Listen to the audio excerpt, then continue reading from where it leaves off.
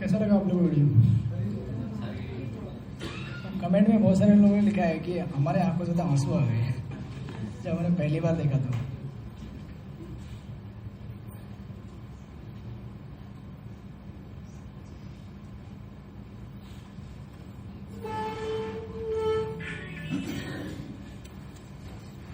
Actually ऐसा ही हमारी स्थिति है ना। भगवान के ऊपर ध्यान नहीं देंगे तो बाकी चीज़ों पर ध्यान जाएगा, गॉसिप, पॉलिटिक्स, ये वो। इसलिए जो और लास्ट में क्या बोला है कि ये सब अभी भक्तों के साथ में रह के सेवा करनी है, तो थोड़ा एक दूसरे को एडजस्ट करना पड़ेगा ना। तो प्रभुपाद ने वो इंट्रोडक्शन के लास्ट पॉइंट में बोला था ना कि भक्ति भले करने में क्या है, आसान है, सब कुछ ठीक है, लेकिन किसके साथ करनी चाहिए हमें? भक्त के साथ। कितना अच्छा वीडियो अपने इधर ही मंदिर में बनाया हुआ है। ठीक है, तो अभी हम लोग दूसरे सेक्शन में जाएंगे। दूसरे सेक्शन में अभी हमें दिखेगा कि पांडवों का किस प्रकार विजय के लक्षण यहाँ पे दिख रहे हैं हमको। तो ये श्लोक नंबर 12। तस्य संजयन हर्षम कुरु वृद्ध पितामहः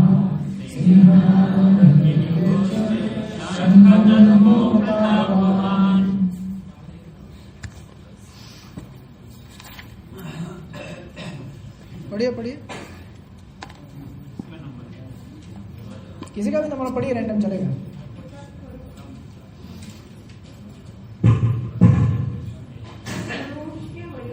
परम प्रतापी एवं वृद्ध पितामह ने सिंह गर्जना की सी ध्वनि करने वाले अपने शंख को उच्च स्वर से बजाया, जिससे दुर्योधन को हर्ष हुआ। प्रभुपाद क्या लिखते देखे वहां पे कि कुरुवंश के वयोवृद्ध पितामह अपने पौत्र दुर्योधन का मनोभाव जान गए और उसके प्रति अपनी स्वाभाविक दयावश उन्होंने उसे प्रसन्न करने के लिए अत्यंत उच्च स्वर में क्या किया, इतना इतना तब से बोलते जा रहे हैं मेरे पास ये है वो है, ये चल ठीक है तेरे लिए भी थोड़ा शंख बजा देता हूँ। तो उसको थोड़ा लगना चाहिए कुछ तो रेसे प्रकट कर रहे हैं, इसीलिए। 13वां श्लोक। तथा शंकश्च भैर्यश्च पण्वा अण्वा गोमः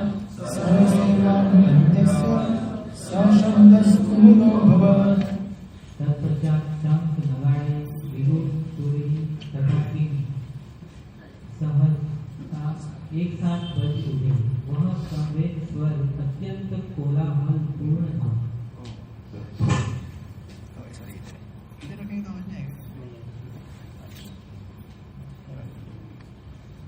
क्या क्या है वो? श शब्दस तुमुलो भवत, तमलच साउंड, कोलाहल पूर्ण था। उसके बाद 14 नंबर देखिए। तथा श्वेतेर हयर युक्ते महति स्वानंदने स्थितो माधव पांडवश्चैव दिव्य शंखो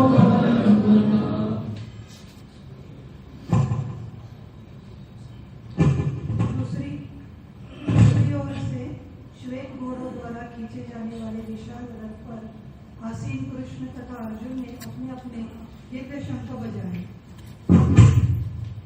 देखिए ये श्लोक और ये श्लोक ये कैसा है, जैसे वीडियो स्टार्ट हो रहा था तभी आपने स्टार्टिंग थोड़ा मिस कर दिया, ठीक से दिखा नहीं। किसी वीडियो के स्टार्ट में थोड़ा एक्शन होता है। जब मूवी आपने देखा होगा तो भाई अगर हीरो आता है पहले कार लेके, तो पहले क्या होता है, कार का ऐसा कार घूमेगा राउंड में, फिर ब्रेक लगेगा, ऐसा ब्रेक का आवाज आएगा, ऐसा आवाज आएगा, फिर दरवाजा खुलेगा, फिर बाहर लोटस फिट तो नहीं आएगा वहां पे जूता दिखेगा बाहर। यहाँ पे वैसे एकदम पोएटिकली डिस्क्राइब कर रहे हैं कि अभी क्या हुआ, इस बीच में कृष्ण और अर्जुन का रथ आ गया और फिर उस रथ में कौन दिख रहे हैं, भगवान श्री कृष्ण दिख रहे हैं, और फिर वो अपने रथ से अभी उतरेंगे नीचे। उसके पहले उन्होंने क्या किया है, शंख बजाया। अभी देखिए यहां से सीरीज चालू होती है। सबसे पहली चीज यहाँ पे दी गई है दिव्य शंख।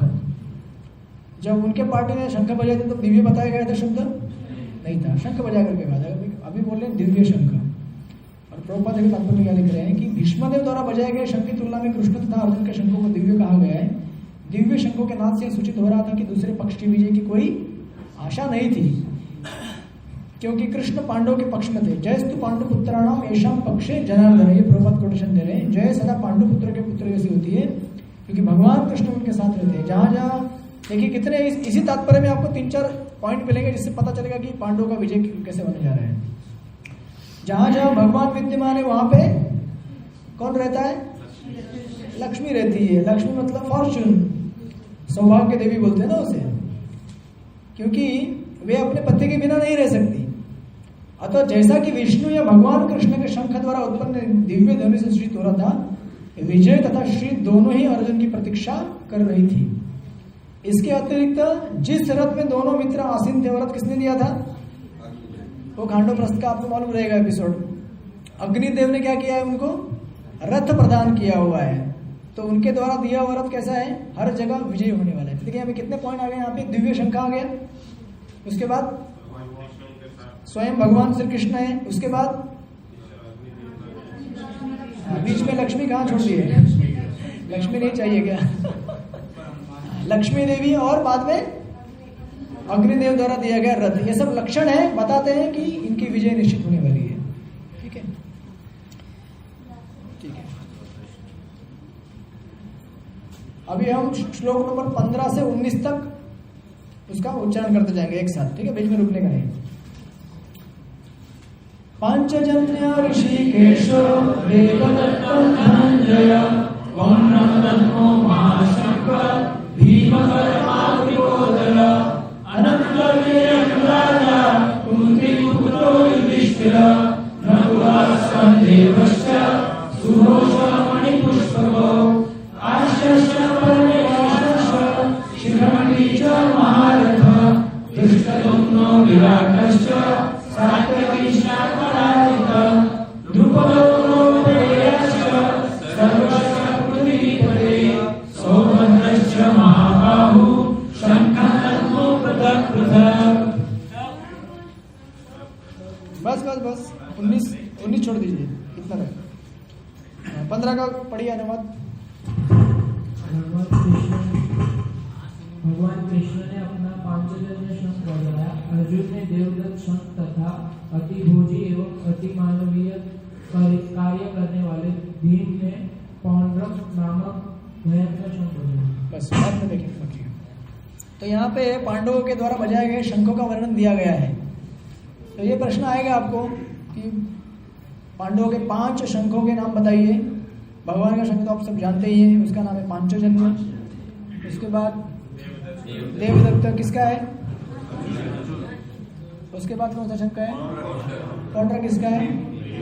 आगे बस आगे वाले श्लोक में जाके देखेंगे बाद में।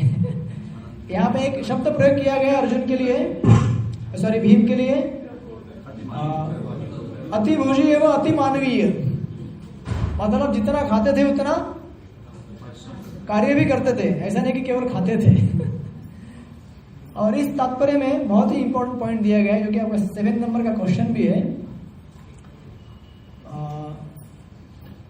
देखिए इसमें बहुत सुंदर विश्लेषण दिया गया है कि हमारे इंद्रिय नियंत्रण का रहस्य क्या है। ये क्वेश्चन है आपका, यही इस पैराग्राफ में टाइटल भी है।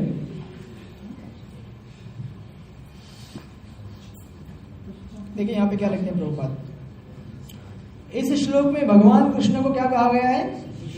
ऋषिकेश। और क्यों कहा गया? क्योंकि वे समस्त इंद्रियों के स्वामी हैं, सारे जीव उनके भिन्नांश हैं। करेक्ट। अतएव जीवों की इंद्रिय भी उनकी इंद्रियों के अंश है, क्योंकि हम भगवान के अंश है, तो उनकी इंद्रिय हमारे अंदर भी है, उनका अंश है, फिर हम इंद्रियों के अंश है। राइट।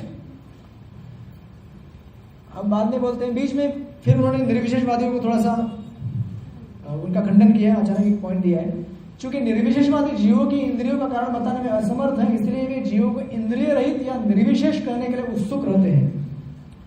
आप सब लोग को मालूम रहेगा ना सब थियरीज, निर्विशेषवाद, सविशेषवाद, मायावाद, ब्रह्मवाद, ईश्वर परिषद में आप लोगों ने स्टडी किया होगा, नहीं किया होगा तो भी आएगा आगे जाके धीरे धीरे गीता में। फिर बोलते हैं कि भगवान समस्त जीवों के हृदय में स्थित होकर उनकी इंद्रियों का निर्देशन करते हैं। करेक्ट। लेकिन कितना करते हैं निर्देशन वो? अभी हम सब बोलेंगे हमारे सबके हृदय में भगवान बैठे हुए हैं, लेकिन आप बोलते हैं कि ठीक है समाज में चोर भी है, समाज में अच्छा काम करने वाले लोग भी हैं, तो फिर इनको तो भगवान प्रेरणा दे रहे हैं। इसका मतलब ऐसा होता है ना, चोर को चोरी कौन करवा रहा है? मतलब कौन करवा रहा है? इससे तो ऐसे मालूम पड़ रहा है, लेकिन आगे देखें क्या बोलते हैं।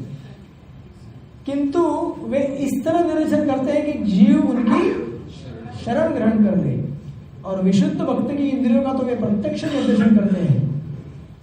यहाँ कुरुक्षेत्र की युद्ध भूमि में भगवान कृष्ण अर्जुन की दिव्य इंद्रियों का निर्देशन करते हैं, इसलिए उनको ऋषिकेश कहा गया है। अब इससे हमें क्या समझ में आता है कि जितना हम भगवान को हमें कंट्रोल करने की अपॉर्चुनिटी देंगे, उतना भगवान हमको क्या करेंगे, कंट्रोल करेंगे। उतनी हमारी इंद्रियां कंट्रोल में रहेंगी, वश में रहेंगी। और जितना हम भगवान को बोलेंगे आप केवल परमात्मा के रूप में विटनेस रहो, लेकिन मुझे जो करना है करने दो, भगवान बोले ठीक है उतना ही करो, क्योंकि ये यथा माम प्रपद्यन्ते। जैसे घोड़े का लगाम रहता है, जितना घोड़ा ज्यादा ये होगा, भागदौड़ करेगा, ये करेगा और रस्सी तोड़ने की कोशिश करेगा, मालिक कोशिश करेगा रस्सी पकड़ने का, लेकिन अगर घोड़ा तोड़ के भागेगा तो क्या करेगा, भाग जाएगा ना घोड़ा। फिर मालिक पीछे पीछे जाएगा, पकड़ के लाएगा, कोशिश करेगा। वैसे ही परमात्मा का है, परमात्मा प्रयास करता है कि जीव को क्या करे, मार्गदर्शन दे ताकि वो उसके पास वापस आ सके। लेकिन अगर जीव नहीं चाहेगा कि मुझे नहीं आना है आपके पास, तो भगवान क्या करेंगे, ठीक है थोड़ा छोड़ देंगे, लेकिन पूरा भी नहीं छोड़ेंगे, क्योंकि उनका अंश है ना, वो उनके साथ नित्य रहता है। इसलिए जितना भगवान को मतलब अपने आप को भगवान की तरफ शरणागत करने का प्रयास करेंगे, उतना भगवान भी उतनी मात्रा में हमको क्या करेंगे, शरण प्रदान करेंगे, जिससे कि हमारे जो ये शरीर है, मन है, इंद्रिय है, उनके ऊपर उतना नियंत्रण प्राप्त हो सकता है। क्योंकि देखा जाए तो वैसे हम खुद अपने से कुछ नियंत्रण में नहीं ला सकते, उतनी शक्ति एक जीवात्मा के पास नहीं है। लेकिन अगर भगवान सहायता करे तो जीव अपने आप को नियंत्रित कर सकता है। तो इस यहाँ से ये चीज समझ में आती है कि हमारे एक बहुत डीप पॉइंट आप कंटेम्पलेट कीजिए कि हम अपने जीवन में रोजमर्रा में देखते हैं कि अरे मुझसे ये गलती हो गई, मुझसे ये प्रॉब्लम हो गया, अरे ये हो गया, क्यों हुआ, क्योंकि उस समय हम भगवान को भूल जाते हैं, उस समय भगवान को याद नहीं करते, भगवान के शरण में नहीं जाते। अगर हम भगवान को हमेशा याद करेंगे, भगवान की शरण में जाएंगे, तो भगवान हमें गिरने क्यों देंगे, उठा के रखेंगे ना हमें हमेशा। फिर उसी तात्पर्य को आगे बढ़ाते हुए प्रभुपाद बोलते हैं कि भगवान के फिर ऐसे कई अनेक नाम हैं, उनके अलग अलग कार्यों की वजह से उनको अनेक नाम मिलते हैं। जैसे कि यशोदानंदन क्योंकि यशोदा के पुत्र हैं, देवकी नंदन क्योंकि देवकी के पुत्र हैं, राइट। उसके बाद मधुसूदन क्योंकि मधु नाम के दैत्य का उन्होंने संहार किया था। ऐसे अलग अलग नाम दिए गए तात्पर्य में, आप पढ़ लो उनको। इसमें नीचे सेकंड पैराग्राफ में धनंजय शब्द का प्रभुपाद ने थोड़ा सा इलेबोरेशन किया है। धनंजय क्योंकि अर्जुन ने क्या किया था, यज्ञ करने के लिए जो उनके बड़े भाई युधिष्ठिर को जो सामग्री चाहिए थी, संपत्ति, धन संपत्ति वो लाके दिया था। वो महाभारत की कथा है, हिमालय की तरफ जाके उन्होंने वो सब अरेंज करके लेके आए थे, इसलिए उनको धनंजय कहा गया है। फिर अर्जुन भीम का भी दिया है, वृकोदर, जैसे अधिक खाते उसी प्रकार भी अतिमानीय कार्य भी करते, जैसे हिडिंबासुर का वध किया, तो ये सब चीज दिए गए। और लास्ट में समरी में प्रभुपाद बोलते हैं कि अतः पांडवों के पक्ष में श्री कृष्ण इत्यादि विभिन्न व्यक्तियों द्वारा विशेष प्रकार के शंखों का बजाया जाना युद्ध करने वाले सैनिकों के लिए अत्यंत प्रेरणाप्रद था। विपक्ष में ऐसा सब लोग हैं जागृत, विपक्ष में ऐसा जैसे कि अभी के सदन के विपक्ष में हो रहा है भारत सरकार, पक्ष में सब कुछ चल रहा है, विपक्ष पूरा ठंडा पड़ गया है। क्योंकि पक्ष में क्या था, कौन था, परम निदेशक भगवान श्री कृष्ण थे। करेक्ट, मैं गलत बोला कुछ? तो धर्म के रास्ते पे चलते हैं उनको भगवान साथ देंगे ना, जो अधर्म के रास्ते पे चलेंगे उनको भगवान कैसे साथ देंगे। बाहर मत बोलिएगा आप ये सब पॉइंट्स, कि बाहर सब सोचते कि हम बाहर के पापी हो या दुराचारी, सब सोचते हम धार्मिक हैं, हम अच्छा कर रहे हैं, तो बाहर के लोगों का प्रॉब्लम है। तो यहाँ पे परम निदेशक भगवान कृष्ण थे, साथ में भाग्य की देवी श्री थी, अतः युद्ध में उनकी पराजय पूर्व निश्चित किसकी, कौरवों की। शंखों की ध्वनि मानो यही संदेश दे रही थी। तो इसका ये यहाँ पे विश्लेषण है ऐसा। और ये जो 16 से 18 आप लोगों ने श्लोक पढ़ा, इसका पढ़िए अभी अनुवाद। हाँ यस बोलिए।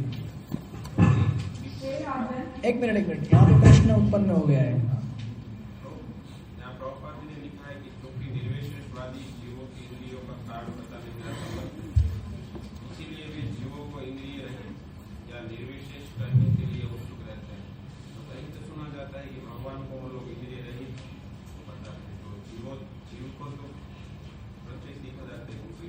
जीव को? इसमें प्रभुपाद जी ने लिखा नहीं, मैं समझ गया वो पॉइंट, लेकिन जीव को क्या बोल रहे हैं आप? जीव तो प्रत्यक्ष देखता है कि उनकी इंद्रिया है, फिर वो किस तरह उनको।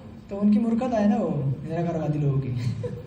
स्ट्रेट है, आपने आंसर दे दिया, स्ट्रेट दिख रहे हैं, हमको इंद्रिया है, हम व्यक्ति है, हम हमारी भावनाएं हैं, तो फिर हम जिससे है तो उसको नहीं रहेगा क्या? जिसने जन्म दिया हमको तो उसके पास नहीं रहेगा ये सब चीज। यही पूछना चाहते हैं ना आप कि उनको क्यों नहीं दिखता है? यही पूछना चाह रहे हैं ना कि उनको कैसे दिखता नहीं? हमारे पास है सब कुछ, शरीर है, जी आत्मा मतलब अपना मन है, ये सब कुछ है ना हमारे पास। तो फिर भी वो जीवों को इंद्रिय रहित कैसे? क्योंकि उनके मनोकल्पित संकल्पना है ना ये। अब अगर मन से कुछ भी सोच सकते हैं ना, अब ये सोचते हैं कि मैं अभी भक्ति क्लास में नहीं बैठा हूँ, सोच सकते कि नहीं? बाकी लोग लेकिन बोलेंगे मूर्ख है आप। बोलेंगे यार इधर बैठे हो, कल्पना करके कुछ भी कर सकते हैं आप। यही तो है ना मायावाद। माया मतलब क्या? जो नहीं है। सीधा उसका डेफिनेशन ही बताते हैं उनके फिलोसॉफी का। मायावाद, माया मतलब जो नहीं है, जिसका वो वाद करते रहते हैं, वाद विवाद करते हैं, वही है मायावाद।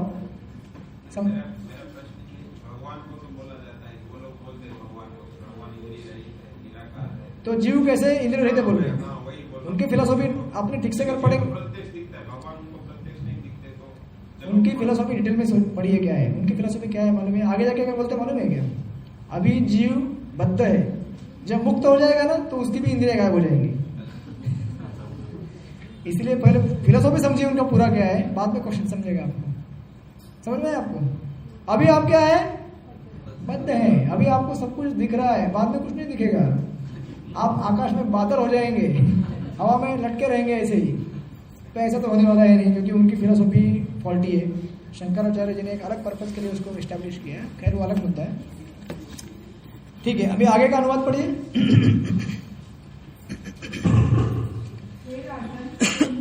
राजा युधिष्ठिर ने अपना अनंत विजय नामक शंख बजाया तथा नकुल और सहदेव ने सुघोष एवं मणि पुष्पक शंख बजाए।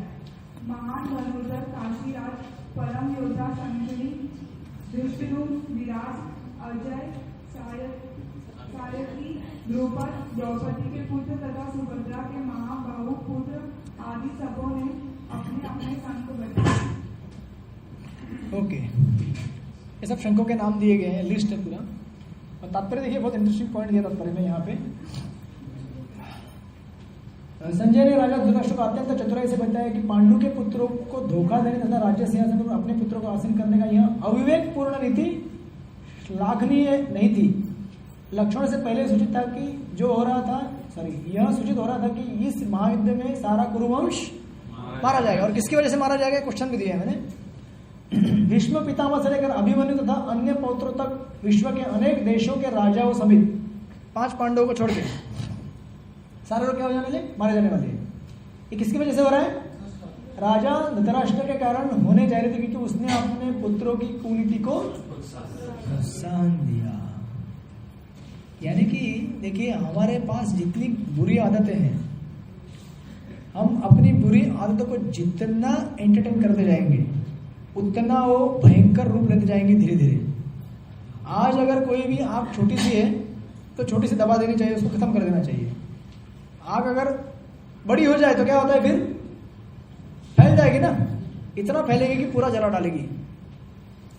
जब शूर्पणखा ने रावण के पास जाके रिपोर्ट दिया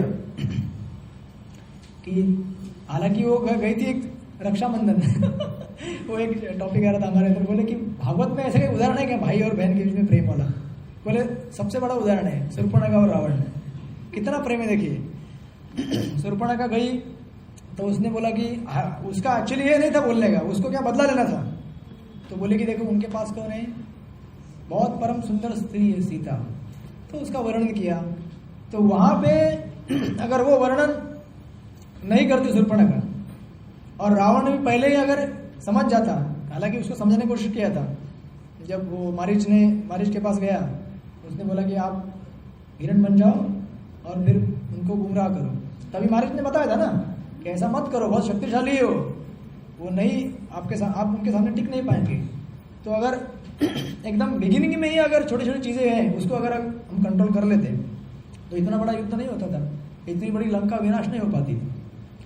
तो वैसे हमारे जीवन में देखिए, हम सबके हृदय में हम सबको मालूम है हमारे पास क्या क्या गड़बड़ होती है, क्या क्या गड़बड़े हो रही है। तो आज आपको मालूम है कि आज ये समस्या मेरे जीवन में है, छोटी सी है, मतलब ये प्रिंसिपल फॉलो करने में कठिनाई है, या मेरा जब आज ऐसे हो रहा है कि पूरा जब पता नहीं कैसे हो रहा है, मालूम ही नहीं पड़ता है। पहली माला चालू की तो डायरेक्ट 16वीं माला खत्म होने में मालूम पड़ता है, जब हो गया तो ये सब इंडिकेशन है कि समस्याएं छोटी छोटी हमारे पास है। आज ही अगर उन समस्याओं को हम रेक्टिफाई करने की कोशिश करेंगे तो आज से 10 साल बाद प्रॉब्लम नहीं आएगी। नहीं तो फिर आप बोलेंगे 10 साल हो गया, 20 साल हो गया, 50 साल हो गया, कुछ परिवर्तन नहीं हो रहा है। शुरू में अगर हम समस्या को ठीक करेंगे तो बाद में जाके बढ़ेगी नहीं। बस यही यहाँ पे चीज है। अगर धृतराष्ट्र ने शुरू से अगर दुर्योधन की उस जो नीति थी, अब ये प्रॉब्लम क्यों, आसक्ति होने की वजह से। धृतराष्ट्र किससे आसक्त है? दुर्योधन से। फिर उसके कोई भी ऐसा कई बार मैंने सुना था कि दुर्योधन के जब बोलते थे अरे नहीं ऐसा नहीं करना चाहिए, तो दुर्योधन तो मैं जाकर अभी मर जाऊंगा सीधा मतलब ब्लैकमेल। मालूम है कि ये मेरे से अटैच है, अगर मुझसे आसक्त है तो ये कुछ भी करके मेरी इच्छा पूरी करने वाला है। और अगर मैं बोल दूंगा कि मैं तो भाई मर जाऊंगा अभी, तो क्या करेगा बेचारा पिताजी। जैसे कि घर में अपने बच्चे रहते हैं, आजकल बच्चे भी स्मार्ट हो गए हैं, ब्लैकमेल करते वो भी अगर बच्चा बोले पिताजी ये चाहिए, मैं स्कूल नहीं जाने वाला फिर कल से, तो लो अभी हो गया, तो पिताजी को क्या करना पड़ेगा, कुछ भी करके अरे भाई ले भाई ये ले, लेकिन स्कूल जा। जैसे अगर मैं प्रश्न का उत्तर नहीं दूं, प्रश्न नहीं दूं और बोले प्रभु जी ये क्लास तो हमसे होगा ही नहीं, कठिन है बहुत, तो कुछ एडजस्टमेंट करना पड़ता है। लेकिन एक चीज हमें यह भी समझनी चाहिए कि ये तो खैर हमारा एक क्वेश्चन एग्जाम चल रहा है, लेकिन जीवन, ये सब प्रश्न हमारे जीवन के असली प्रश्न है। आज आप यहाँ पे शायद अच्छी तरह देखेंगे, लिखेंगे, सब कुछ जाएगा, भक्ति डिग्री मिल जाएगी, निकल जाएंगे, लेकिन जब प्रैक्टिकली लाइफ में फेस करेंगे तो कैसे करेंगे आप? अगर हमने आदत नहीं बनाई है शुरू से किसी भी चीज को उसको कंट्रोल करना, उस प्रॉब्लम को समझना, रेक्टिफाई करना, फिर आगे जाके क्या होगा, जैसे पूरा किला ढह गया कौरव पार्टी का, रावण, इतिहास में ऐसे बड़े बड़े उदाहरण है, वैसा हमारे जीवन में ना हो। इसीलिए शुरू से हमें इन चीजों को समझना चाहिए। जितना हम अपने बुरी आदतों को एंटरटेन करेंगे, उनको प्रोत्साहन देंगे, चलेगा यार, चलता है, भगवान तो बहुत कृपालु है, चैतन्य महाप्रभु पतित पावन है, एक जप कर लूंगा तो सारे पाप नष्ट हो जाएंगे ऐसे कई चीजें हैं जो हम एक्सक्यूज लाते हैं कि ऐसा चलेगा, लेकिन नहीं चलेगा। वो भगवान कृपा देते हैं, नहीं ऐसा नहीं। भगवान 9वें अध्याय में बोलते हैं अपि चेतस दुराचारो भजन्ते माम अनन्य भाग साधु रेव समंतव्य सम्यक व्यवस्थित, कि जो व्यक्ति अगर कुछ गलत काम भी करेगा लेकिन वो साधु है, लेकिन ये किसके लिए है? ये मेरे लिए नहीं है। दूसरा अगर कोई करेगा तो मुझे देखने के लिए, नहीं, वो तभी भी साधु है। लेकिन जब मेरे साथ ये होगा तो हमें अपने आप को असाधु ही मानना चाहिए। जितना हम जस्टिफाई करेंगे आगे बढ़े तो फिर ये ऐसा प्रॉब्लम होगा।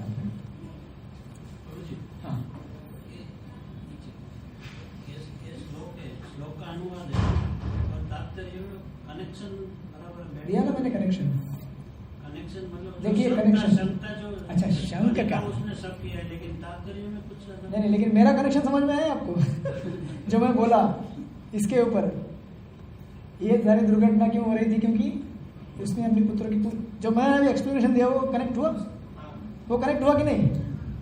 अभी आप बोले कि ऊपर का क्यों कनेक्ट नहीं हो रहा है ना क्योंकि प्रभुपाद ने इतने पॉइंट दे दिए वहां पे कि देखो इतना सब पीछे के, इसलिए कभी भी पीछे का श्लोक देखना चाहिए। पीछे के श्लोक में क्या बोल रहे हैं देखिए यहाँ पे अंत में क्या बोल रहे थे प्रभुपाद? नहीं, इधर क्या लिखा है, अतः युद्ध में उनकी पराजय पूर्व निश्चित थी, शंखों की ध्वनि मानो यह संदेश दे रही थी। तो प्रभुपाद क्या है, पर्पट टू पर्पट कनेक्ट कर रहे हैं। फिर अगले पर्पट में जाके क्या बोलते हैं, फिर ये क्यों हो रहा था, क्योंकि धृतराष्ट्र ने अपने पुत्रों की कुनीति का क्या दिया, प्रोत्साहन दिया। तो ऐसा कनेक्ट करके देखिए, जमेगा ना अभी?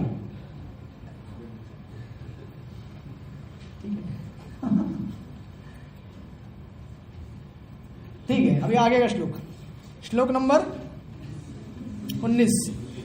सघोषो धातराष्ट्राणां हृदयानि गादयत् नभश्च पृथिवीं चैव मूलोऽयम् आत्मयम्।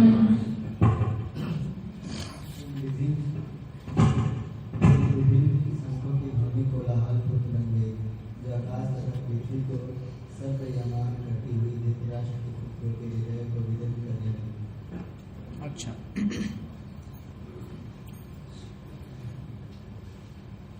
इस तात्पर्य के अंदर एक प्रश्न मैंने डाला है, उसका यहाँ पे देखिए सुंदर विश्लेषण दिया है।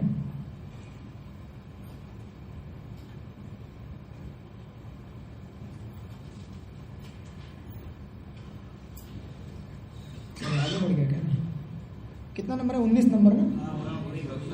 वही है। हाँ देखिए कितना सुंदर प्रॉपर लिखते हैं।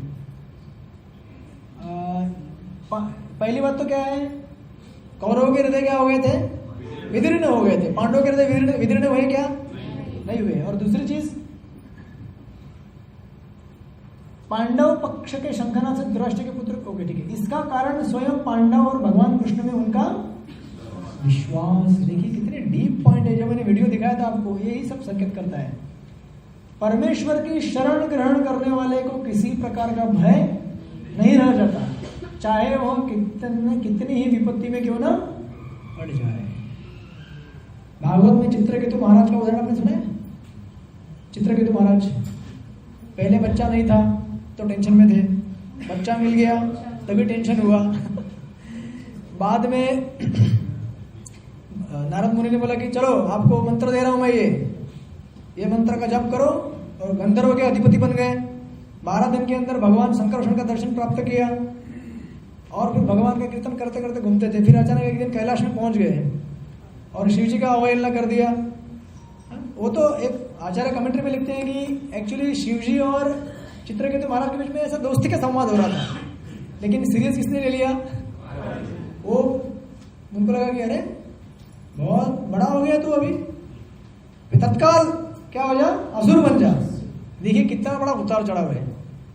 पहले राजा थे सार्वभौम सम्राट, फिर गंधर्व के अधिपति बन गए, मतलब पृथ्वीलोक से ऊपर चले गए, और वहां से भगवान के अनन्य भक्त की श्रेणी में है वो। वहां से सीधा किधर?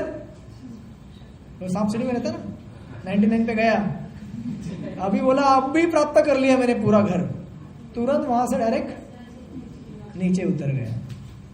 लेकिन देखिए फिर भी जब श्राप दिया उनको पार्वती जी ने, तो चित्रकेतु महाराज क्या बोले?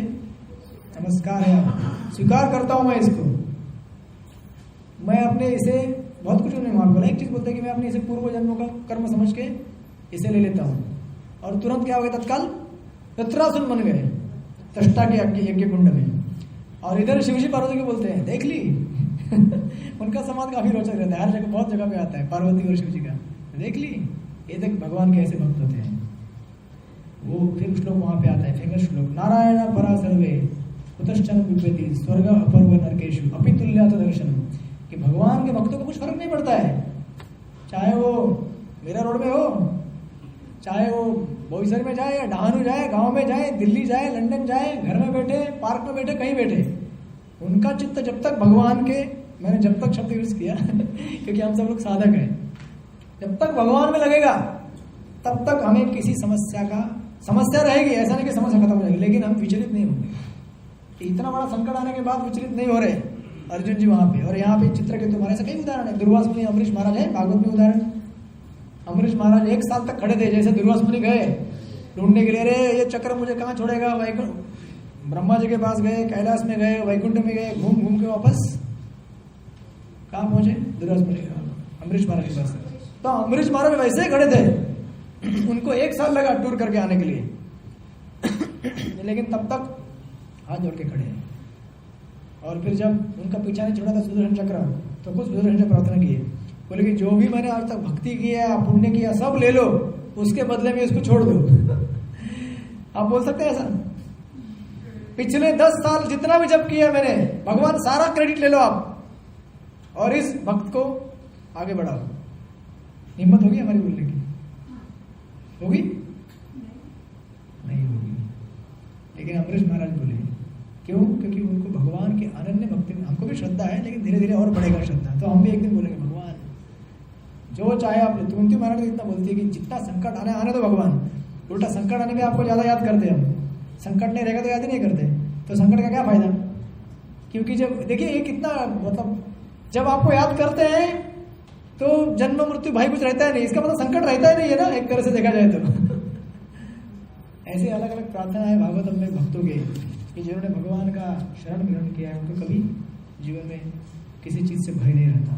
कोई भी चीज़ आए, भगवान है, संभालेंगे, और अगर मेरे को तकलीफ हो रही है तो मैं अपना कर्म समझ के उसको आगे बढ़ रहा हूँ। ओके, उसके बाद श्लोक नंबर 20। अथ व्यवस्थितान् दृष्ट्वा धार्तराष्ट्रान् कपिध्वज प्रवृत्ते शस्त्रसम्पाते धनुर्धं माण्डव ऋषिकेशं तदा वाक्यं विदन्नामीपते। पढ़िए, माइक चल नहीं रहा है क्या? उस समय हनुमान ने अंकित ध्वजा लगे रथ पर आसीन पांडवों को अर्जुन अपना धनुष उठाकर तीर चलाने के लिए उत्सुक हुए। ये राजा धृतराष्ट्र के पुत्रों को व्यूह में खड़ा देखकर अर्जुन ने श्री कृष्ण से एक वचन कहा। ओके, अभी देखिए इस श्लोक में ये जो झंडा लगा हुआ है ना रथ के ऊपर, वो झंडे में कौन था? हनुमान जी थी। और एक्चुअली हनुमान जी साक्षात मौजूद थे। कैसे मौजूद थे? वो आपने कथा सुनी होगी, वो जब हिमालय के घाटियों में क्रॉस कर रहे थे, मतलब वो कुछ कथा थी कि फूल लेने के लिए गए थे द्रौपदी के लिए, कमल भीम, तो वहां बीच में एक बंदर बैठा हुआ था पूंछ अपनी लगा के। तो जब भीमसेन आए, बोले कि अरे पूंछ हटाओ, मुझे आगे जाना है। बोले मैं तो नहीं हटाऊंगा, मैं बुड्ढा हूँ, क्योंकि वो तो पहले के युग के है ना, अभी तो द्वापर चल रहा है, कब बस लीला है वो। तो बाद में जब उन्होंने उठाने का कोशिश किया तो उठा नहीं, तो बाद में पता चला कि ये तो कौन है? हनुमान जी है। तब हनुमान जी ने उनको आशीर्वाद दिया कि जब पांडव और कौरव का युद्ध होगा तो मैं क्या करूंगा, साक्षात उस ध्वजा में मौजूद रहूंगा, और मैं जो विपक्ष है उसका जो उत्साह है वो अपना आवाज गर्जना करके कम कर दूंगा। इसीलिए दुर्योधन कई बार कहता है कि अरे ये जो झंडे में लगा हुआ बंदर, ऐसा लगता है कि ये तो एकदम जीवित है, और जो दूर से आवाज, एक्चुअली वो बड़ा बड़ा आवाज करके क्या करते हैं, वो कौरव सेना जो है उनको निरुत्साहित करते हैं। और देखिए उसके साथ जोड़ते प्रभुपाद ने क्या दिया आगे यहाँ पे तात्पर्य में, हनुमान को जोड़ के बोलते हैं कि देखिए हनुमान ने राम तथा रावण युद्ध में राम की सहायता की थी, जिससे राम विजयी हुए थे। और इस समय अर्जुन के साथ कौन है? कृष्ण है, वही राम है, बराबर। और जिस तरह से अर्जुन अपने हनुमान ने और राम ने क्या किया था, विजय प्राप्त किया था, उसी प्रकार अभी भी क्या होने वाला है, उनको भी विजय प्राप्त होने वाली है। तो तात्पर्य में जुड़ा है उन्होंने, आप पढ़ सकते हैं। सीता देवी का भी वर्णन किया है कि जहाँ राम है वहाँ सीता है, वहाँ हनुमान है। तो सीता मतलब लक्ष्मी देवी, तो जहाँ लक्ष्मी है, भगवान के अनन्य सेवक है, तो वहाँ तो निश्चित ही विजय होने वाली है।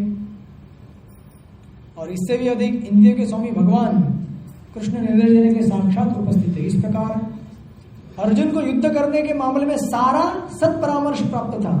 ऐसी स्थितियों में जिनकी व्यवस्था भगवान ने अपने शाश्वत भक्त के लिए की थी, निश्चित विजय के लक्षण स्पष्ट थे। देखिए भगवान का कितना प्रेम है, अभी आगे जाके दिखेगा आपको कि उन्होंने क्या किया है, जिनकी व्यवस्था भगवान ने अपने शाश्वत भक्त के लिए की थी। अभी देखिए आगे का श्लोक। अभी यहां से क्या होगा ना, अभी ये सेक्शन कितना मैंने ब्रेकअप दिया था आपको, उसमें 21 से 27 कृष्ण। हाँ, अभी यहां से गीता का मोड पूरा चेंज हो जाएगा। अभी तक तो आपको महाभारत पूरा मिल रहा है, महाभारत में ये सैनिक है, वो सैनिक है। अभी यहां से फिलोसॉफिकल पॉइंट चालू हो जाएंगे गीता के। अर्जुन उवाच सेनयोर्वयोर्मध्ये रतस्थापयम्यच्युत यावदेतान् निरीक्षेऽहं योद्धुकामानवस्थितान् कैर्मया स योद्धव्यम् अस्मिन् समुद्यमे।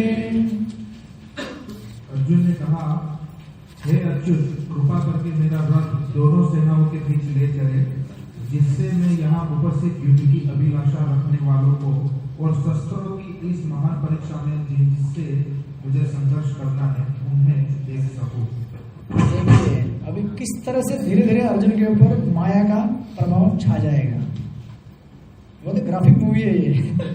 पहले हीरो बहुत मजा किया, सब उसके पास फेवर में है, सब कुछ है, अचानक उसको लगेगा कि यार मेरे फेवर में कुछ भी नहीं है। माया का भ्रम कैसे चढ़ जाता है अपने ऊपर। अब इस तात्पर्य में ये आपका क्वेश्चन 12 भी है क्या है क्वेश्चन 12? सॉरी 12 नहीं, हाँ 11। क्या क्वेश्चन है? हाँ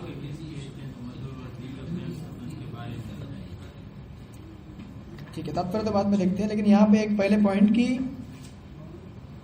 एक्चुअली अभी जब धृतराष्ट्र ने एक प्रश्न पूछा था कि युद्ध भूमि में क्या कर रहे हैं, तो हमें समझ में आया कि ये तो मूर्ख व्यक्ति है, ये डर रहा है इसलिए पूछ रहे हैं। लेकिन अर्जुन के प्रश्न का क्या, ऐसा पूछने का क्या उनका कारण था? अर्जुन को ऐसा पूछना नहीं चाहिए था ना। अर्जुन तो योद्धा है और भगवान साथ में, उसको मालूम था लड़ाई करना है, लेकिन फिर भी इस मोड़ में आके अर्जुन से प्रश्न पूछ रहा है बहके बहके।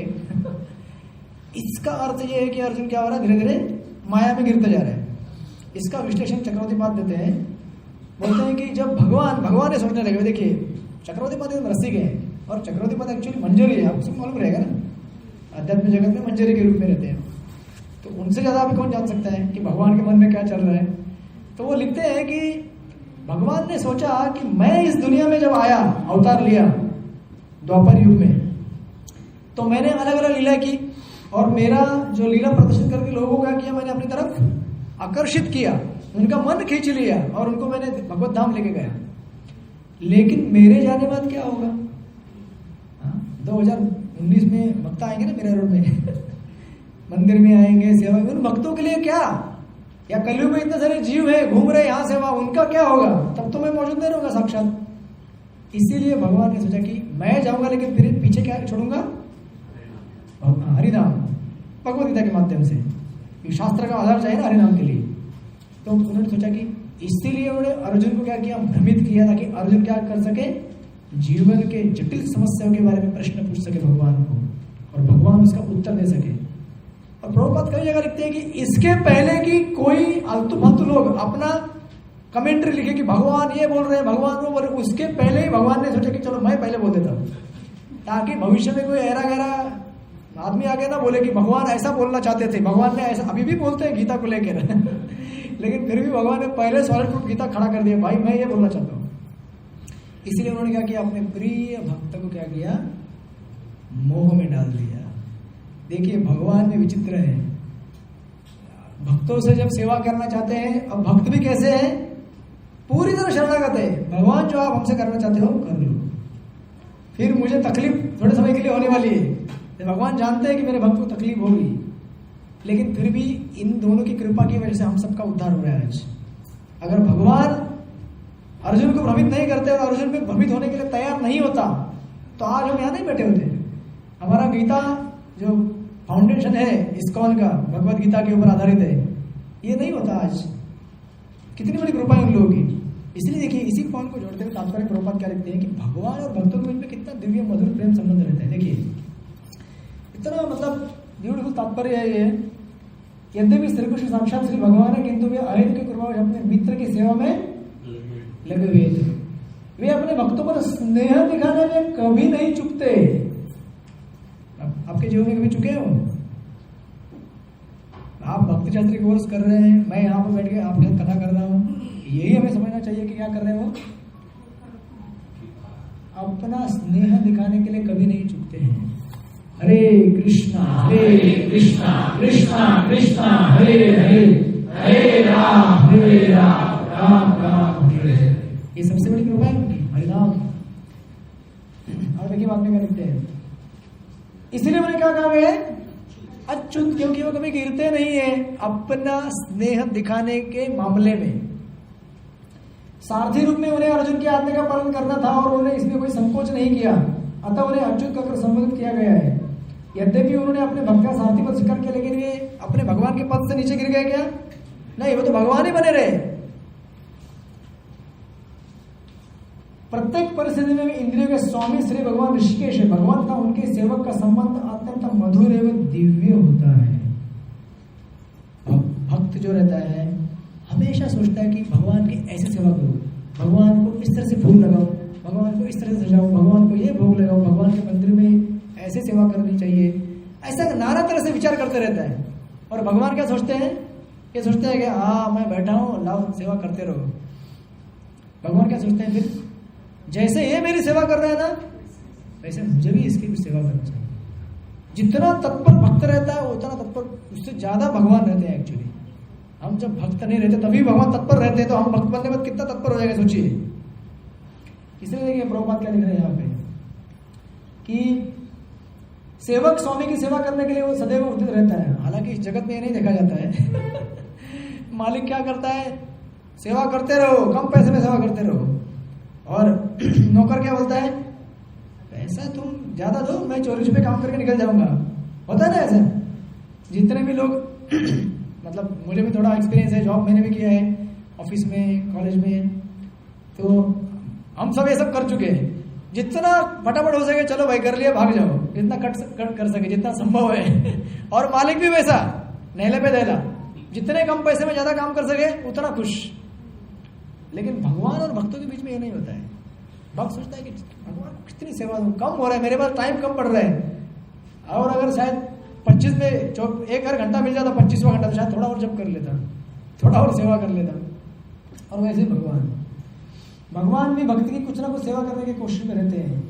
वे इसमें विशेष आनंद प्राप्त अनुभव करते हैं, क्योंकि क्या सब लोग क्या करते हैं उनको, आप तो बड़े ईश्वर है, आप तो स्वामी है, सब उनको क्या करते हैं, नमन करते हैं। लेकिन अगर कोई उनको बोले नीचे बैठो रे, उनको अच्छा लगता है वाह।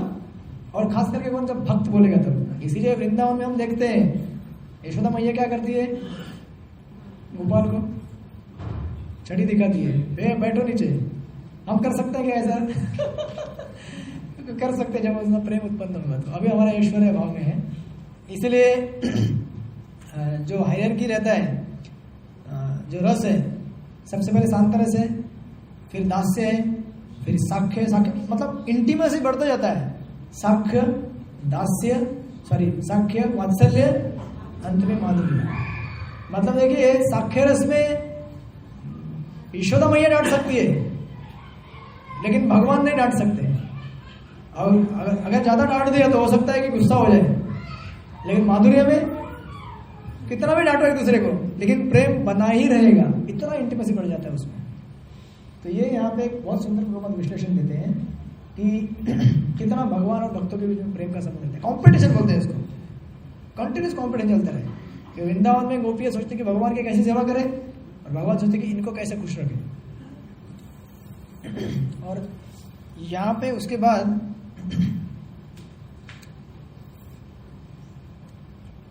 देखिए नीचे के तात्पर्य में, यहाँ पे लास्ट में देखिए प्रभुपाद क्या बोल रहे हैं।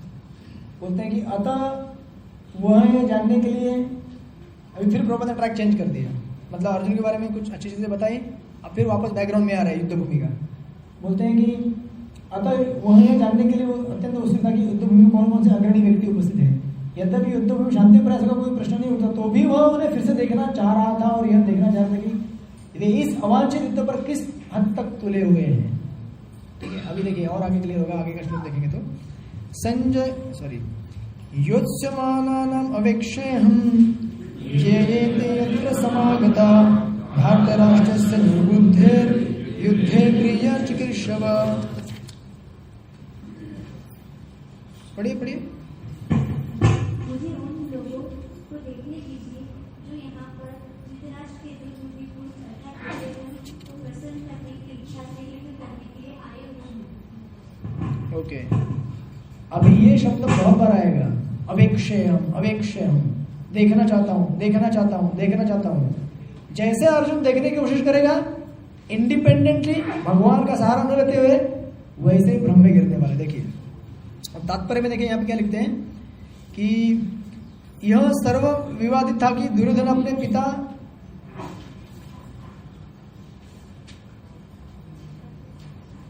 धृतराष्ट्र की सांठगांठ से पाप पूर्ण योजनाएं बनाकर पांडवों के राज्य हड़पना चाहता था।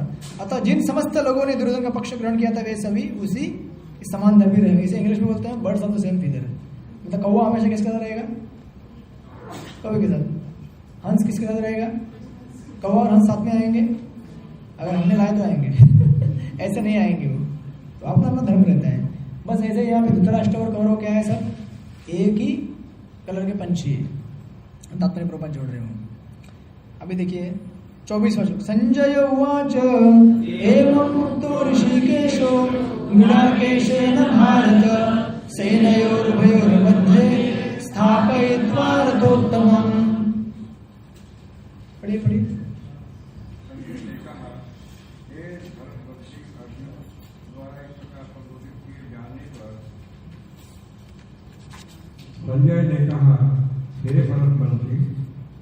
बढ़ने वाला एक प्रकार का भोजन किए जाने पर भगवान कृष्ण ने दोनों दलों के बीच में उस उत्तम रथ को लाकर खड़ा कर दिया।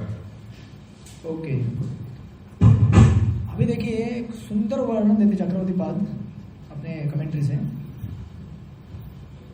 ये जो शब्द दिया यहाँ पे गूढ़ाकेश, इसको अगर आप विच्छेद करेंगे तो 3 शब्द में आता है। एक गुड़ और आकेश। गुड़ मतलब गुड़, ठीक है, जगरी गुड़ खाने वाला गुड़, मीठा होता है वो। और आकेश वो बोलते हैं कि ये 3 मतलब ब्रह्मा, विष्णु और महेश। मतलब ब्रह्मा, विष्णु और महेश तीनों को गुड़ का स्वाद चखवाने वाले हैं अर्जुन। कैसे? आप बोले क्या कमेंट है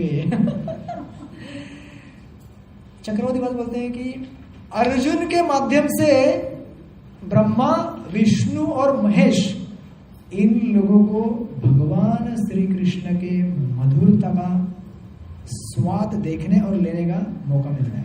कैसे? इसमें मधुरता क्या है हमने पहले बता दिया आपको पिछले तात्पर्य में। क्या मधुरता है? सब लोग हैं मेरे साथ कि प्रसाद में चले गए अभी क्या मधुरता बताई थी मैंने पिछले तात्पर्य में?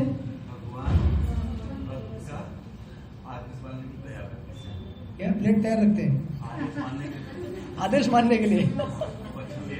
हाँ, और भक्त क्या करता है? हाँ, भगवान और भक्तों के बीच में क्या रहता है? हमेशा कंपटीशन, प्रेम रहता है।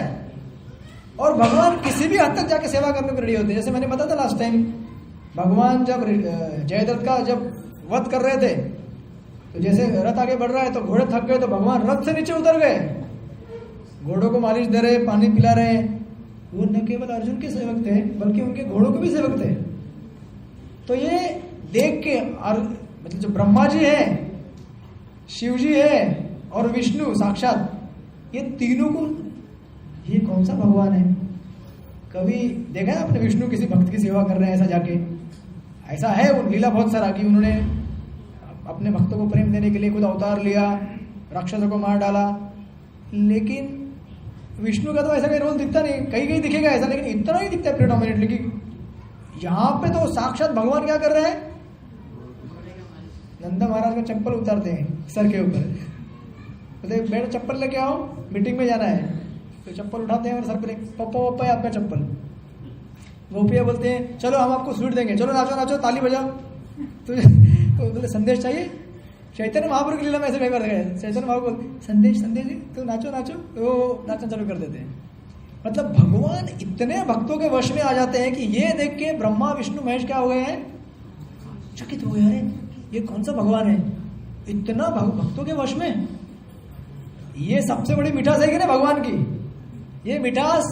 इसीलिए देखिए दशम स्कंद में विष्णु जी स्वयं भगवान कृष्ण का दर्शन करना चाहते हैं, इसीलिए उनके गुरु का पुत्र चुराते हैं वो, ताकि भगवान वहां तक आए लेने के लिए, और उनका दर्शन करके कृतज्ञ हो जाते हैं।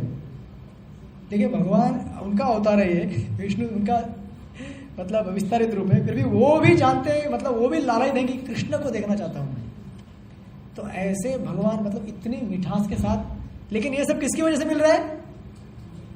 हाँ, सबको समझ में आया मैं जो बोल रहा हूँ कि अभी केवल प्रसाद का मिठास दिख रहा है क्या? अब लेंगे ना अभी 12 बजे प्रसाद? नहीं, पूरा उपवास है दिन भर। हमारे यहाँ 12 बजे प्रसाद नहीं होता, फिर 3 बजे क्या? अरे आत्मनिर्भर प्रभु तो बोले 12 बजे होता है। ब्रह्मचारियों का होता है। अच्छा ऐसा है क्या? तो कर्मचारी को क्या बोलते हैं? अच्छा संडे फिस्ट, आपका संडे फिस्ट। अरे हाँ ना, तो वो लेकिन बाकी एकादशी प्रसाद तो ले सकते हैं ना आप लोग जाके। हाँ मतलब आप गोविंदा में जाके ले सकते हैं, एकादशी डोसा, एकादशी पिज्जा तो मना तो नहीं किया है ना। हाँ ठीक है, तो शास्त्र का प्रसाद का वो ठीक है, लेकिन ले सकते हैं ना कुछ ना कुछ, तो मना तो नहीं किया ना। ठीक है, वो प्रोग्राम का अलग है। खैर हाँ,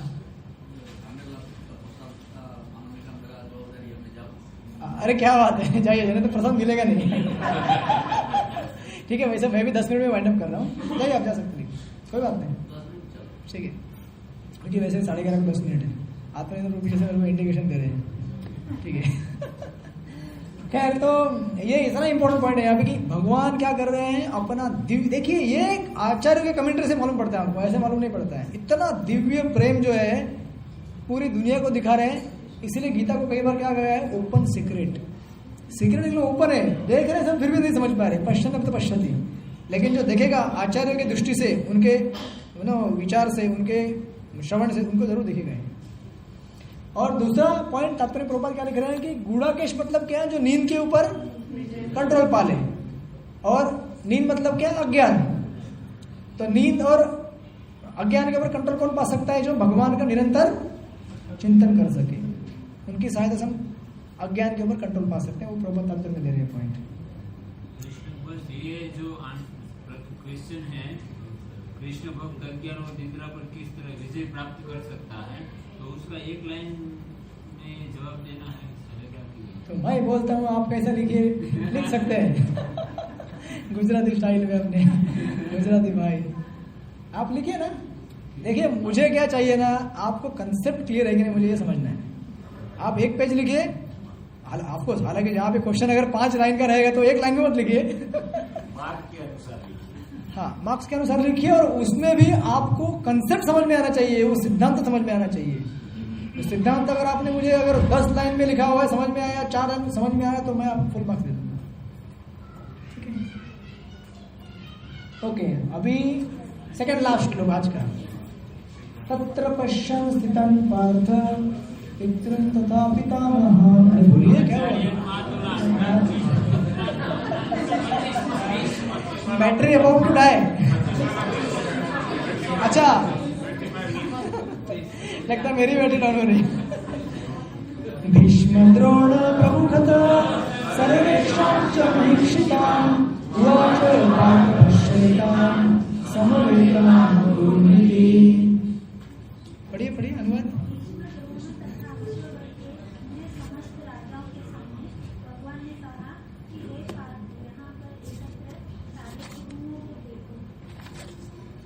अभी देखिए कितना खतरनाक मोड़ पे लाके छोड़ दिया है कि ना, खतरनाक मोड़। देखिए हम जब 3 प्रकार के प्रमाण आपने सुने होंगे ईशोपनिषद में, प्रत्यक्ष प्रमाण, अनुमान प्रमाण, शब्द प्रमाण, ठीक है। तो प्रत्यक्ष का हम इस्तेमाल करते नहीं, ऐसा नहीं, लेकिन उतना जितना जरूरी है करते हैं ना प्रत्यक्ष। अभी प्रत्यक्ष देख रहे हैं ना, स्क्रीन है, ये आप बोलेंगे स्क्रीन नहीं, अनुमान नहीं, शब्द जो बोलेंगे अरे भाई दिख रहे हैं ना, तो मान लो उसको लेकिन फिर वो साइंटिफिकली कैसे बना हुआ है वो शब्द बताएगा आपको। तो अनुमान है, शब्द है और प्रत्यक्ष है। इसमें सबसे शब्द प्रामाणिक है, प्रत्यक्ष भी है, नहीं ऐसा नहीं, लेकिन ज्यादा अननेसेसरी रिलायंस नहीं करना है उसके ऊपर, ठीक है। अगर समझो अगर ये कंप्यूटर काला है तो आप बोले काला दिख रहा है ना, अभी इसके लिए शब्द की क्या जरूरत है क्या? नहीं दिख रहा है, सीधा काला है, काला है। ऐसे जगह पे आर्गुमेंट नहीं कर सकते कि शब्द तो भी मानूंगा काला है तो ऐसे कई चीजें जो हमें नहीं दिखती है उसके लिए शब्द जरूरी है, और जो दिखती है उसमें हमें भ्रम होता है, नहीं ऐसा नहीं। तभी देखिए ज्यादा प्रत्यक्ष प्रमाण के ऊपर भरोसा रखने की वजह से क्या हो सकता है, क्या हुआ है अर्जुन के साथ। अभी यहाँ पे क्या श्लोक में बोलते, देखो भीष्म द्रोण प्रमुखत। सबसे बड़ी कमजोरी क्या है अर्जुन की? सब लोग हैं जागृत मेरे साथ। सबसे बड़ी कमजोरी क्या है अर्जुन की? भीष्म और द्रोण।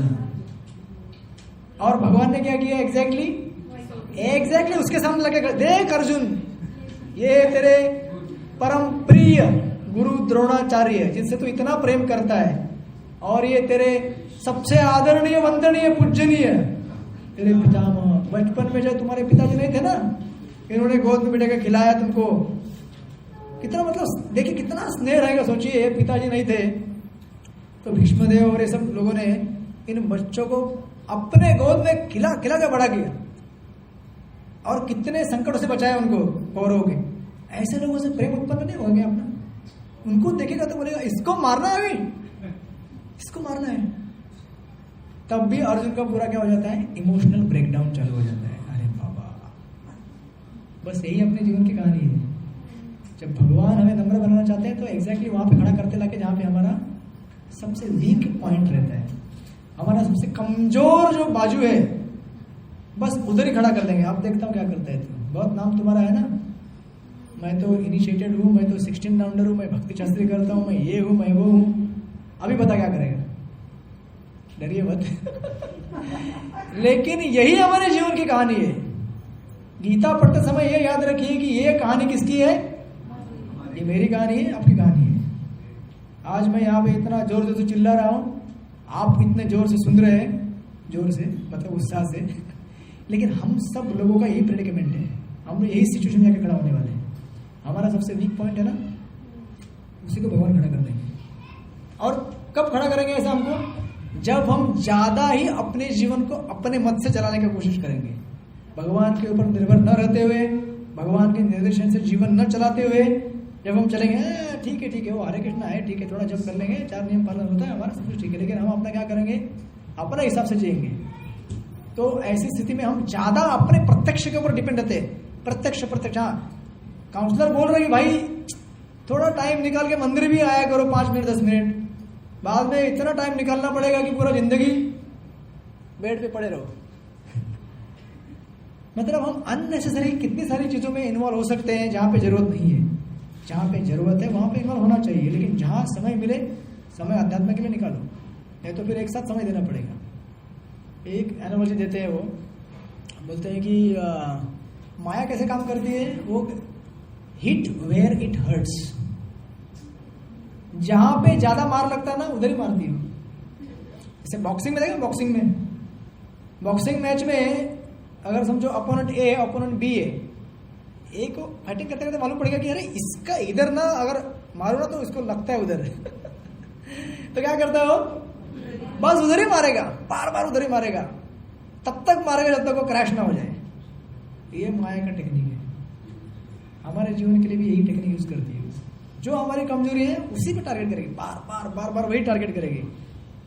और अगर हम गिव अप कर देंगे, अरे ठीक है बाबा, तो बस हो गया खत्म। लेकिन हम अगर भगवान के ऊपर आश्रित रहेंगे, ये मौका ही नहीं आने देंगे कि इतना, मतलब हमें जैसे मालूम पड़ा ये मेरा वीक पॉइंट है, तुरंत भगवान को उसको शरण दे दो, भगवान ये मेरा वीक पॉइंट है, मुझे संभाल लो, तो भगवान क्यों नहीं आश्रय देंगे। तो लेकिन यहाँ पे भगवान की इच्छा से अर्जुन ऐसा भ्रमित हो रहे हैं। और देखिए कितना लिस्ट दिया है लंबा, चाचा ताओ, सॉरी आगे वाला मैंने आगे वाला ले लिया श्लोक,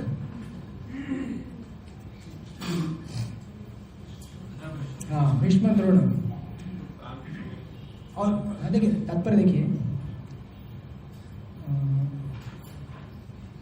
किंतु जब उन्होंने अर्जुन से कहा कुरुओं को देखो, इसका क्या अभिप्राय था, क्या अर्जुन वहीं पर रुककर युद्ध करना नहीं चाहता था। प्रभुपाद ऐसा विचार कर रहे हैं अरे कृष्ण को अपनी बुआ पुरता के पुत्र से कभी ऐसी आशा नहीं थी। इस प्रकार से कृष्ण ने अपने मित्र की मनस्थिति की पूरी सूचना परिहास वश दिए। इसलिए देखिए ये कहाँ जाता है, आगे आता है, प्रहसन इव भारत करके आता है, वो अभी आगे 27 में आएगा, लेकिन ये पढ़िए। तत्र पश्चात् स्थितं पार्थ पितृं तथा पितामहः आचार्य भ्रातृं पुत्रं पौत्रं सखिस्तथा श्रुवाश्रुवश्चैव सेनयोर्भयोरपि। यहाँ पे कौन है, अर्जुन ने वहां पर दोनों पक्षों की सेनाओं के मध्य अपने चाचा ताऊ पितामह गुरु मामा भाई पुत्रों पौत्रों मित्रों ससुर, अरे भाई सब मेरे हैं, ये मेरी कमजोरी है, ये मेरी कमजोरी है, सब मेरी कमजोरी है, अभी क्या करूं मैं, इसको कैसे मारूं।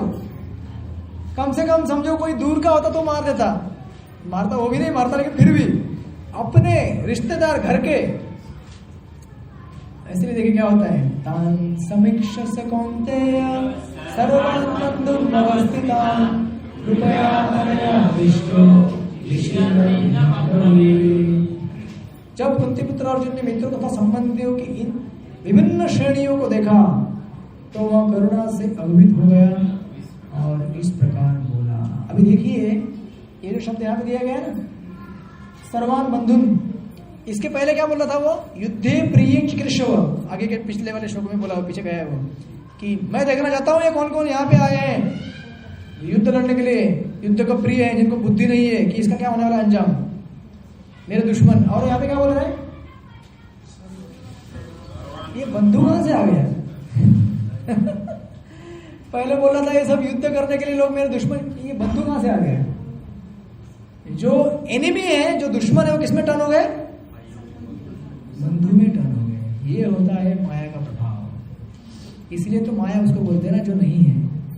जो भाई है वो पराया लगता है और पराया भाई लगने लगता है। बस यही अर्जुन की दुविधा है यहाँ पे। और इस दुविधा में आने के बाद अभी अर्जुन क्या करेगा? एक्सपर्ट शास्त्र का उपयोग करके बोलेगा कि मैं किस तरह से लड़ाई नहीं करूंगा आगे जाके सेक्शन में। यानी कि एक बार अगर आपको माया घेर लेती है ना, हमको जब माया घेर लेती है तब गीता से भी हम ये सिद्ध करके दिखाएंगे कि किस तरह से माया अच्छी है। बस अर्जुन वही करेगा, 5 प्रकार के रीजन देगा। और कहां से देगा? बोलेगा ये सब मैंने कहां से सुना है? शास्त्र से सुना है, पूर्वाचार्य सुना है, मैं अपने मन से नहीं बोल रहा हूं, मैं भी गीता यथारूप पढ़ता हूं।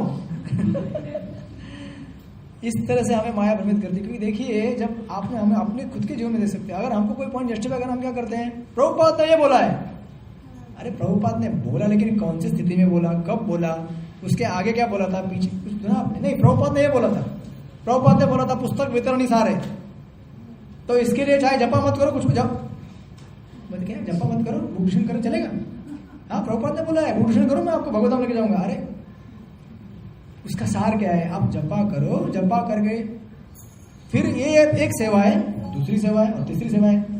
तो हम कुछ भी जस्टिफाई कर सकते हैं शास्त्र के नाम पे, गुरु के नाम पे। हाँ, तो ये प्रभुपाद ने बोला है, महाराज ने बोला है, उन्होंने बोला है, लेकिन भाई उसका रेफरेंस क्या है?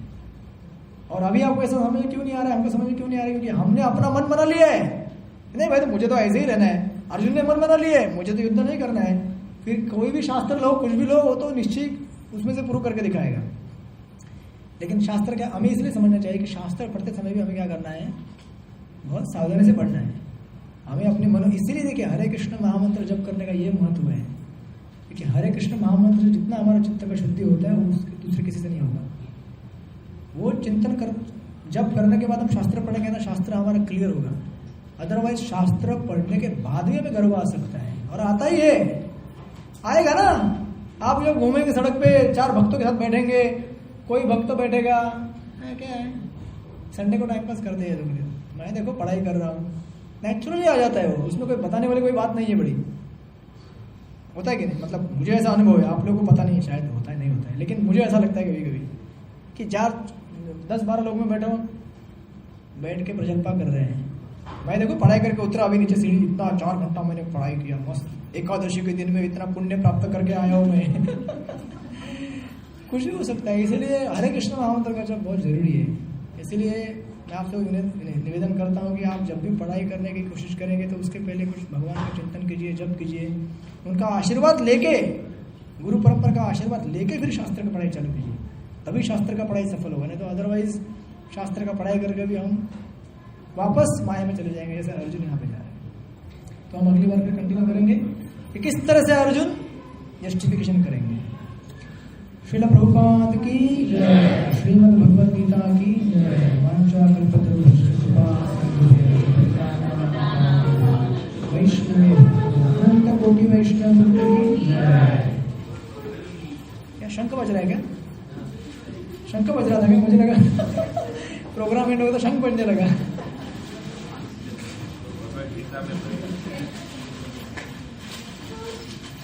अच्छा, चेयर का आवाज है। तो जहां तक अपना सेक्शन हुआ है वहां तक के प्रश्न आप क्या करना है? याद करना है। अगले संडे को सुबह एग्जाम होगा, मैं ये पेपर चेक करके आपको संडे को दूंगा अगले।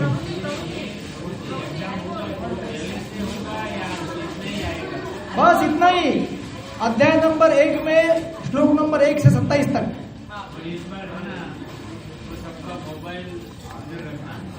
क्यों?